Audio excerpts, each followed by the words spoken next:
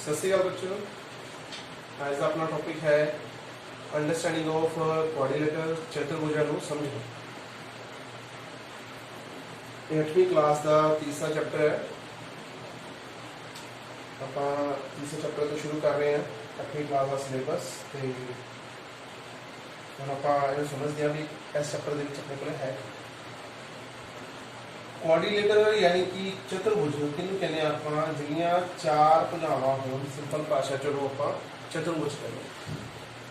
चतुर्भुज कई तरह की होगी, इन्हों आप अगे समझांगे।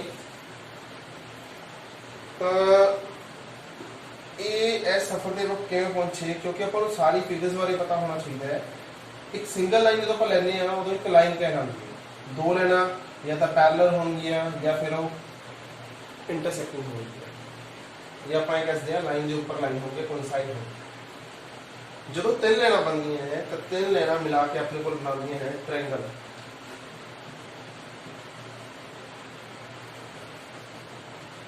जो चार लाइना मिलनिया तो उदों बनानिया क्वाड्रिलेटरल।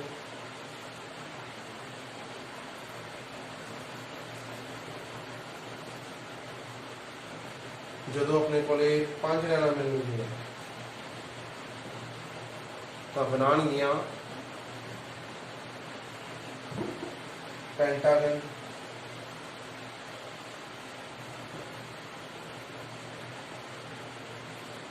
जो अपने को 6 लाइना मिलनिया तो बनानिया हेक्सागन। वही 7 लाइना जो बनावे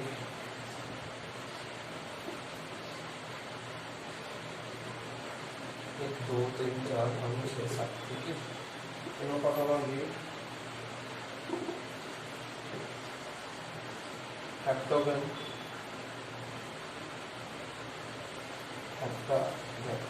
पंजाबी चैनल कहांगे आप त्रिभुज, चतुर्भुज, पंचभुज, षटभुज, सप्तभुज। वही अगे बढ़ अष्टभुज, नवभुज, इस तरह अपने को चलते रहेंगे। जो लास्ट से अपने को आए थे यानी कि आप जिसमें कुछ कहना हो तो आप एंड गन कवर यानी कि बहुभुज।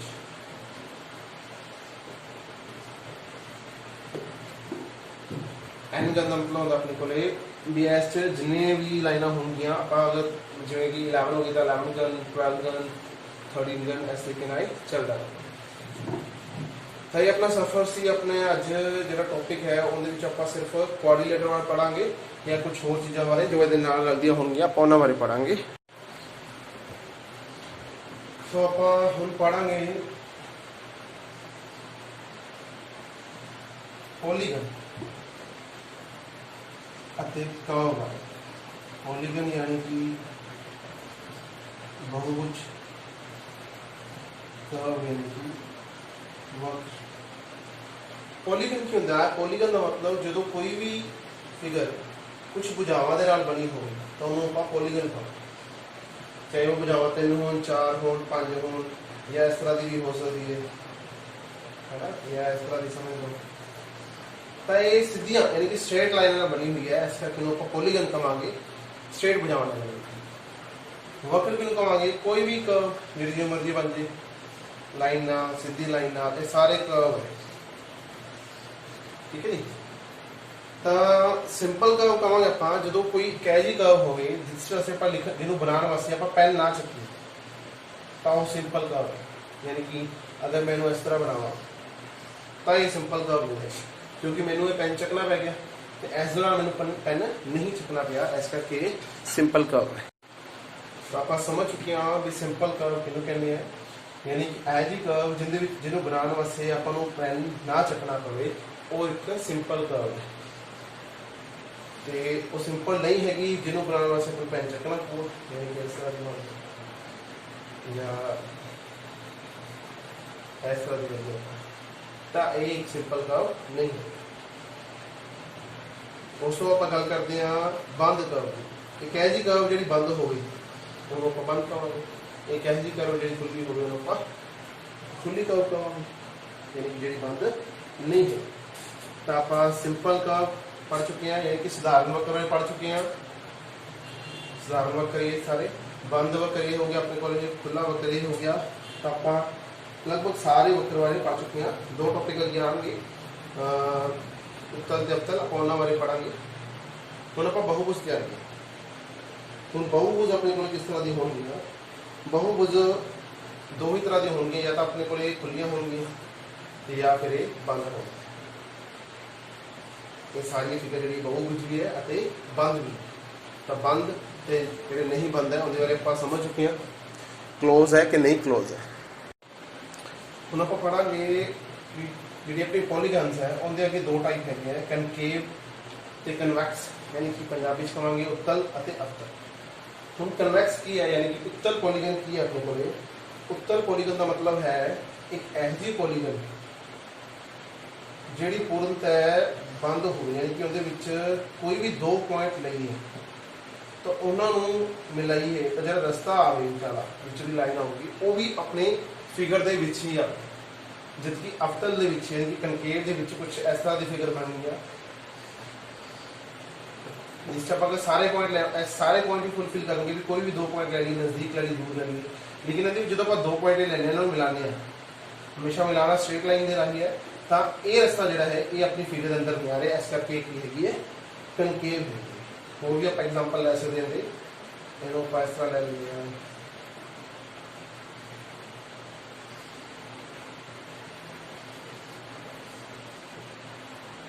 ये सारिया उत्तल है, तो अवतल के दौरान अपने को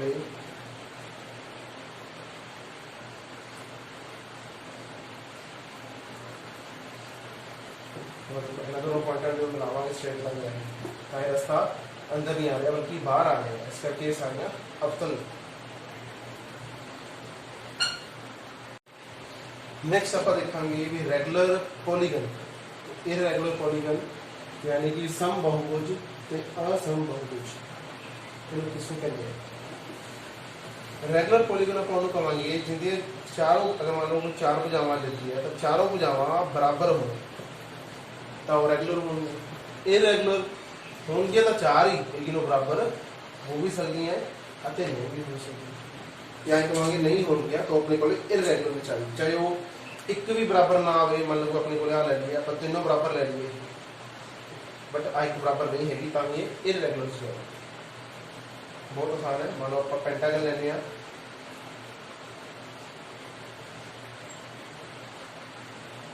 तो ये रेगुलर लगाओ, ये इरेगुलर होगी, ये भी पेंटागन ही है लेकिन ये इरेगुलर है। इरेगुलर तो रेगुलर तो इरेगुलर से फर्क समझ गए आप भी की होंगे। दोबारा एक बार दसना, रेगुलर यानी कि जिनकी सारी भुजावां बराबर होंगियां तो इरेगुलर यानी जिनकी सारी भुजावां बराबर नहीं। लो जी आप हम करते हैं एक्सरसाइज 3.1 यानी कि अभ्यास 3.1। इहदे विच आपां नूं 8 फिगर्स दित्तियां होईयां, आप स्क्रीन ते देख पा रहे हैं कि आपां नूं 8 चित्र दिते हुए हैं, जिन्हां विचों कुछ क्वेश्चन देने हैं, जिवें कि पहला क्वेश्चन है साधारण वक्र दसो जी, साधारण बंद वक्र दसो। दूसरा क्वेश्चन, चलो तो आओ समझते हैं आप इसमें। पहला आप इस फिगर्स में बना लेने हैं, यानी कि पहले जो है डायग्राम अपना इस तरह का है, दूसरा इस तरह का जी, तीसरा लगभग इस तरह का जी, चौथा स्टार के रूप से,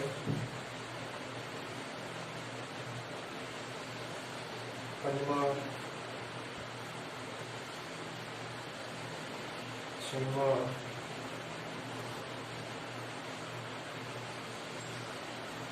सतवां,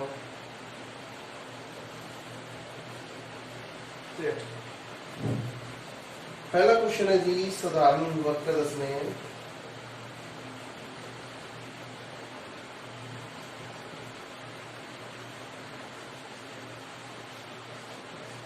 यानी कि सिंपल कर्व,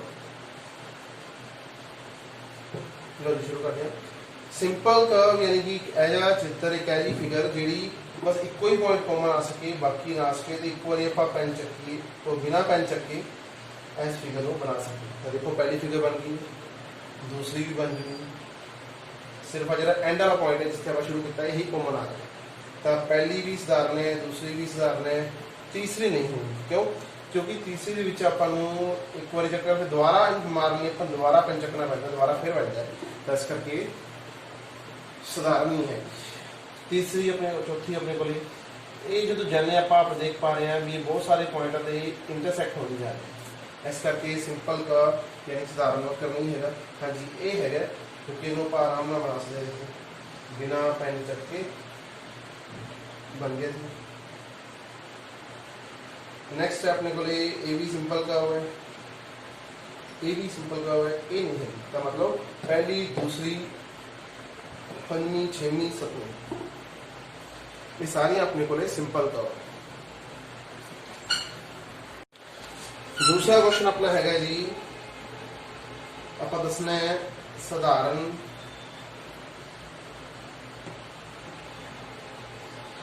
बंद वक्र।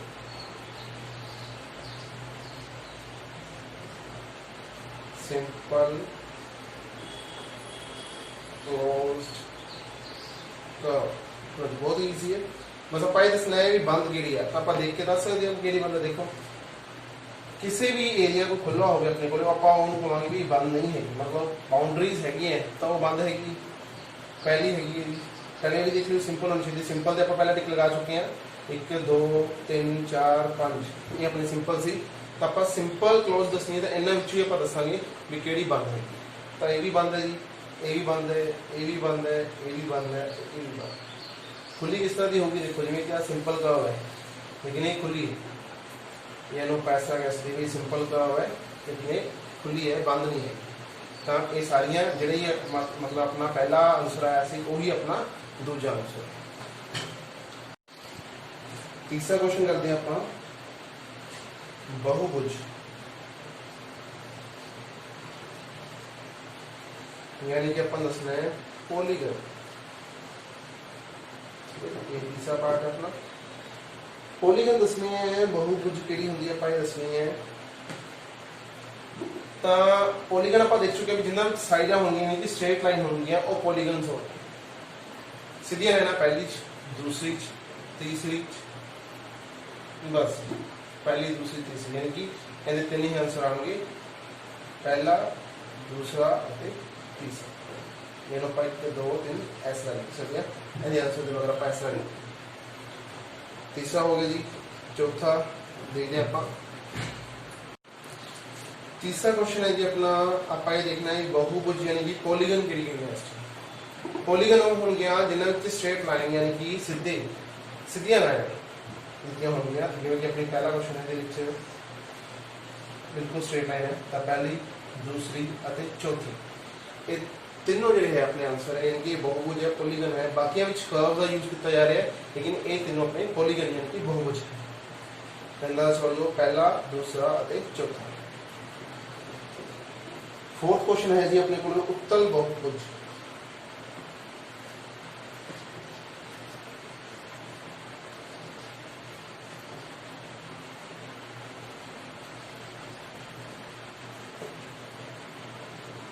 यानी कि अपने को होगा कन्वेक्स पॉलीगन। लो कन्वेक्स पॉलीगन आप देख चुके हैं अभी एक ऐसा एरिया आवे जिंदे विचों मतलब कोई भी दो पॉइंट लीए तो जो उन्होंने मिलान वाली स्ट्रेट लाइन आवे तो बाहर नहीं आनी चाहिए। तो आप ऐसा आराम से देखिए यहाँ क्वेश्चन है पहला अपना जो है मतलब इतने रहनी तो ये लाइन बाहर आ रही है इसका मतलब ये कन्वेक्स नहीं है कनकेव है। तो आप क्यों ना दूसरा क्वेश्चन नाल लिख लिए कनकेव पॉलीगन। अगर कन्वेक्स आ गया तो इधर रख देंगे, कनकेव तो उधर रख देंगे। तो यानी कि जो पहला है वो कनकेव है यानी कि अवतल बहुभुज। दूजा ये अपने को हैगी जी उत्तल यानी कि कन्वेक्स, क्योंकि इधर कोई भी पॉइंट लावांगे आप नेड़े लीए दूर लीए तो ये पिछे ही आ रहे हैं मतलब ये बाहर नहीं आएंगे। ये अपने को कन्वेक्स यानी कि उत्तल बहुभुज है। नेक्स्ट आप चेक करते हैं ये तो कर्व है पॉलीगन है नहीं इस करके छड़ देने हैं। ਇਹ ਪੋਲੀਗਨ ਹੈ ਜਿਹਨੂੰ ਦੇਖਦੇ ਹੋਣੇ ਕਨਕੇਵ ਹੈ ਕਿ ਕਨਵੈਕਸ ਹੈ, ਤੁਸੀਂ ਗੈਸ ਲਾਓ। ਇਹ ਆਪਣੇ ਕੋਲ ਜੀ ਹੈਗੀ ਹੈ ਕਨਕੇਵ, ਕਿਉਂਕਿ ਏਰੀਆ ਆਪਣੇ ਕੋਲ ਬਾਹਰੋਂ ਆ ਰਿਹਾ। ਦੇਖੋ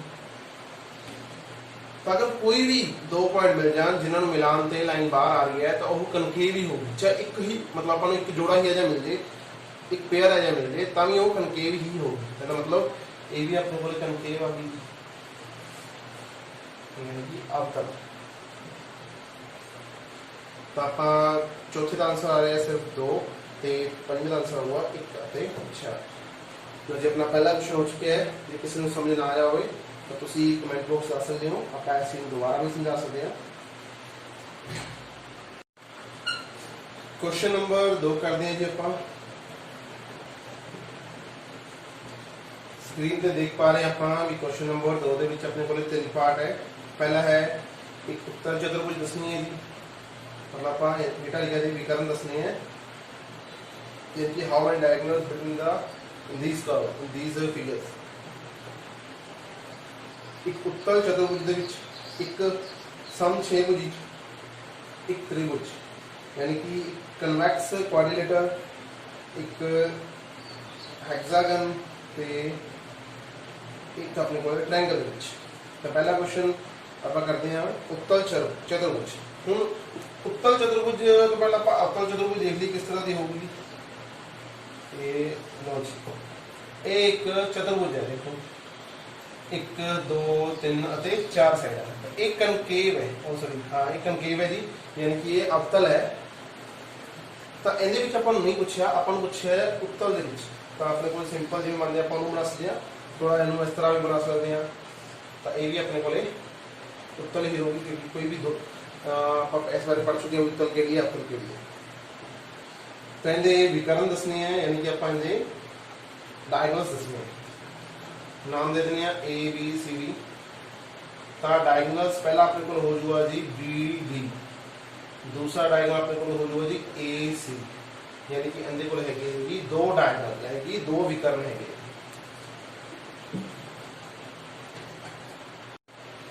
दूसरे अपने को है जी क्वेश्चन समछेभुजी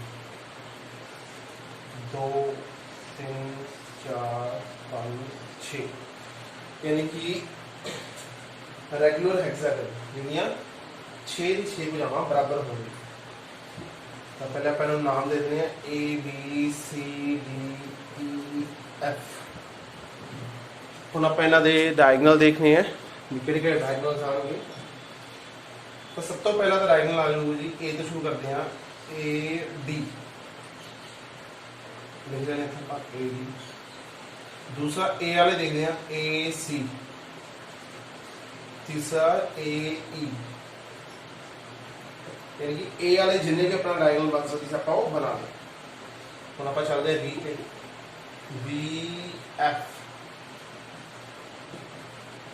बी डी लगा दें, चलो बी डी बी ई। ਆਪਾਂ ਸਿਰਫ ਇਹ ਦੱਸਣੇ ਹੈ ਵੀ ਕਿੰਨੇ ਹੋਣਗੇ, ਲੇਕਿਨ ਆਪਾਂ ਨੂੰ ਲਿਖ ਲੈਣੇ ਆ ਤਾਂ ਕਿ ਆਪਾਂ ਨੂੰ ਪਤਾ ਵੀ ਲੱਗ ਜਾਊਗਾ। ਜੇ ਕੋਈ ਇਸ ਤਰ੍ਹਾਂ ਦਾ ਕੁਐਸਚਨ ਆ ਗਿਆ ਵੀ ਦੱਸੋ ਜੀ ਕਿਹੜੇ ਕਿਹੜੇ ਹੋਣਗੇ ਤਾਂ ਆਪਾਂ ਉਹ ਵੀ ਦੱਸ ਸਕਦੇ ਹਾਂ। ਤਾਂ ਬੀ ਵਾਲੇ ਪਹੁੰਚ ਕੇ ਸੀ ਤੋਂ ਦੇਖੋ ਜੀ, ਜਦੋਂ ਸੀ ਤੇ ਪਹੁੰਚੇ ਤਾਂ ਇੱਕ ਡਾਇਗੋਨਲ ਪਹਿਲਾਂ ਹੀ ਬਣਿਆ ਹੋਇਆ ਹੈ, ਯਾਨੀ ਕਿ ਪਹਿਲਾਂ ਲਿਖਿਆ ਹੋਇਆ ਹੈ AC ਲਿਖੋ ਜਾਂ CL। ਤਾਂ ਦੂਸਰਾ ਆਪਾਂ ਬਣਾਦੇ ਹਾਂ ECE,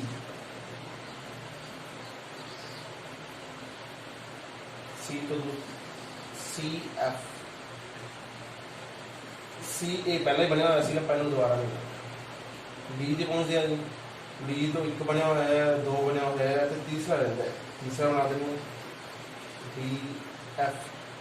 तीनों बन चुके। ई तो जब पहुँचांगे आप ई के तीनों पहले ही बने होंगे, एफ के भी तीनों पहला ही बने होंगे। मतलब अपने को जिन्ने भी डायगोनल से सारे बना चुके हैं। गिनते हैं कितने आ चुके हैं, 1 4 5 6 7 8 9, यानी कि अपने को 9 डायगोनल हेक्सागन रेगुलर हेक्सागन ਦੇ ਵਿੱਚ ਸਮਛੇਭੁਜੀ ਦੇ ਵਿੱਚ 9 डायगोनल। ਇੱਥੇ ਆਪਾਂ ਕੁਐਸਚਨ ਨੰਬਰ 3 ਵੀ ਕਰ ਰਹੇ ਹਾਂ, ਬਿਲਕੁਲ ਹੀ ਆਸਾਨ ਹੈ। ट्रायंगल ਦੇ ਵਿੱਚ ਦੱਸਣਾ ਹੈ ਵੀ ਕਿੰਨੇ डायगोनल। ਤਾਂ ट्रायंगल ਦੇ ਵਿੱਚ ਅਗਰ ਪਹਿਲਾਂ ਸ਼ੁਰੂ ਕਰੀਏ ਤਾਂ ਮਿਲਾਵਾਂਗੇ ਇਹਨੂੰ, ਤਾਂ ਪਹਿਲੇ ਹੀ ਮਿਲਿਆ ਹੋਇਆ था। ਉਸੇ ਤਰ੍ਹਾਂ ਇਸ ਨੂੰ ਦਾ ਮਤਲਬ ਇਹਦੇ ਵਿੱਚ ਕੋਈ ਵੀ ਡਾਇਗੋਨਲ ਨਹੀਂ ਆਊਗਾ ਤੇ ਇਹਦੇ ਜ਼ੀਰੋ ਡਾਇਗੋਨਲ ਆ। ਕੁਐਸਚਨ ਨੰਬਰ 2 ਬਹੁਤ ਹੀ ਆਸਾਨ ਸੀਗਾ, ਆਪਾਂ ਸਮਝ ਚੁੱਕੇ ਹਾਂ। ਜੇ ਕੋਈ ਸਮੱਸਿਆ ਹੋਵੇ ਤਾਂ ਆਪਾਂ ਇਹਨੂੰ ਦੱਸ ਸਕਦੇ ਹਾਂ ਕਮੈਂਟ ਬਾਕਸ ਦੇ ਵਿੱਚ ਲਿਖ ਕੇ। ਥੈਂਕ ਯੂ ਸੋ ਮਚ ਬੱਚੋ। ਅੱਜ ਦਾ ਟੌਪਿਕ ਮੈਨੂੰ ਉਮੀਦ ਹੈ ਤੁਹਾਨੂੰ ਚੰਗੀ ਤਰ੍ਹਾਂ ਸਮਝ ਆ ਗਿਆ ਹੋਊਗਾ। ਇਸ ਟੌਪਿਕ ਦੇ ਨੀਚੇ ਆਪਾਂ ਇੱਕ ਆਨਲਾਈਨ ਟੈਸਟ ਵੀ ਪਾਇਆ ਹੋਇਆ ਹੈ, ਉਹਨੂੰ ਕਰਕੇ ਤੁਸੀਂ ਚੈੱਕ ਕਰ ਸਕਦੇ ਹੋ ਵੀ ਕਿ ਤੁਸੀਂ ਜਿਹੜਾ ਟੌਪਿਕ ਸਮਝਿਆ ਹੈ ਤੁਹਾਨੂੰ ਚੰਗੀ ਤਰ੍ਹਾਂ ਸਮਝ ਆ ਗਿਆ ਜਾਂ ਕੁਝ ਕਮੀ ਪੇਸ਼ੀ ਹੈ। ਉਸ ਰਾਹੀਂ ਮੈਨੂੰ ਫੀਡਬੈਕ ਵੀ ਮਿਲ ਜਾਣਗੇ ਵੀ ਮੇਰੀ ਵੀਡੀਓ ਦੇ ਵਿੱਚ ਕੋਈ ਕਮੀ ਪੇਸ਼ੀ ਨਹੀਂ ਹੈਗੀ ਜਾਂ ਕੋਈ ਹੋਰ ਹੈਗੀ ਹੈ ਤਾਂ ਆਪਾਂ ਉਹਨੂੰ ਦੂਰ ਕਰੀਏ ਤਾਂ ਕਿ ਤੁਹਾਨੂੰ ਅਗਲੀ ਵਾਰ ਹੋਰ ਵਧੀਆ ਤਰੀਕੇ ਨਾਲ ਵੀਡੀਓ ਮਿਲ ਸਕੇ। ਤੁਸੀਂ ਮੈਨੂੰ ਕਮੈਂਟ ਬਾਕਸ 'ਚ ਪਾ ਕੇ ਦੱਸੋ ਵੀ ਤੁਹਾਨੂੰ ਕਿਸ ਟੌਪਿਕ ਤੇ ਵੀਡੀਓ ਚਾਹੀਦੀ ਹੈ ਜਾਂ ਕੋਈ ਟੌਪਿਕ ਪਹਿਲਾਂ ਪਾਈ ਹੋਈ ਵੀਡੀਓ ਸਮਝ ਨਹੀਂ ਆਇਆ ਤਾਂ ਉਸ ਤੇ ਦੁਬਾਰਾ ਚਾਹੀਦੀ ਹੈ ਤਾਂ ਉਹ ਵੀ ਦੱਸੋ। Thank you so much.